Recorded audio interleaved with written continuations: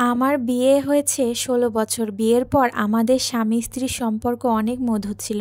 সে আমাকে এতটাই ভালোবাসত, নিজেরা পছন্দ করে বিয়ে করি, বাবা-মাকে না জানিয়ে। বাবা-মা খুব কষ্ট পাইছিল। এত কান্না করতে জন্মের পর কখনোই দেখি নাই, যতটা কেঁদেছিল আমি বিয়ে করাতে।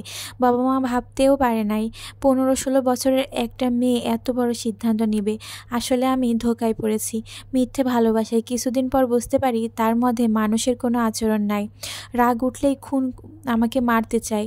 আমার খুব ভয় পেতাম। এভাবে কেটে যায় ৪ মাস। হঠাৎ জানতে পারি আমি মা হব। মনে মনে খুব কষ্ট পাই। যেখানে নিজের জীবনেরই কোনো নিশ্চয়তা নাই, সেখানে ছোট্ট একটা প্রাণের আশা কী করে করি। অমানুষটাও তখন বাচ্চা চায়নি, কারণ বিয়ের পর ঢাকাতেই বাসা ভাড়া করে থাকতাম। শ্বশুরবাড়ি যাইনি একবারও। ২০০৮-এ বিয়ে হয় আমাদের। ওর বেতন ছিল ৩,০০০ টাকা মাত্র।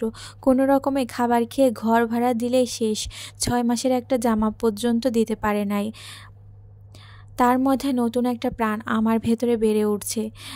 ও চাইছিল না বাচ্চাটাকে, সেজন্য নষ্ট করার জন্য গেছিলাম। ৩-৪ মাস হয়ে গেছে, তাই ডাক্তার না করে দিয়েছে। এভাবেই দিন যাচ্ছে। গেলাম শ্বশুরবাড়ি, গ্রামে লক্ষ্মীপুর। আমার বাড়ি গাজীপুর, অনেক দূর। শ্বশুরবাড়ি কারেন্ট নাই, বাজার দোকান ডাক্তার অনেক দূর, বাবার বাড়ি দূর। আমি নতুন পরিবেশে হঠাৎ করে মানিয়ে নিতে পারছিলাম না। আমি ৭ মাসের প্রেগনেন্ট। কিছুদিন হলে মা বাবাকেও দেখতে পারবো না। এসব ভেবে জোর করে শ্বশুরবাড়ি থেকে চলে আসি। ১০ দিন থেকে আমার মেয়ে দুনিয়াতে আসে কোল আলো করে।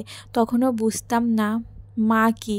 মেয়ে হওয়ার ১ মাস পর আমার শ্বশুরবাড়ি নিয়ে যায়। সংসার সব কাজ করতে হয়, ছোট বাচ্চা রেখে নিজে থেকেই সব দায়িত্ব নিলাম। ১৭ বছর বয়সে ৩০ থেকে ৩৫ জন মেহমান আসলেও আমি রান্না করি, সব করতাম, ধানের কাজ সহ। শুধু মানুষটার জন্য তাকে খুব ভালোবাসতাম।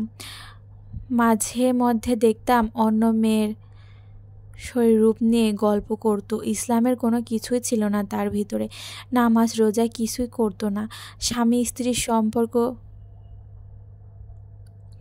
শুধু তালাকের ভয় দেখাতো, ছেড়ে দিবে বলতো। আমি ভয় পেতাম বাবা মার কাছে ফিরে গেলে তারা কষ্ট পাবে এই ভেবে কোনো কোনো কিছুই করার ছিল না। কোনো চাহিদা ছিল না। কেউ একটা জামা পর্যন্ত দেয় নাই।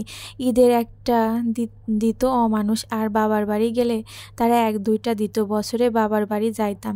এভাবে মেয়েটা বড় হতে থাকে। ৪ বছর বয়স সিদ্ধান্ত নিলাম এভাবে নিজের জীবনে মতো যেন না হয়। মাদ্রাসায় ভর্তি করলাম। আপনাদের যদি ভালো লাগে গল্পটা, তাহলে গল্পের বাকিটুকু পরের দিন দিব। কেমন লেগেছে অবশ্যই জানাবেন।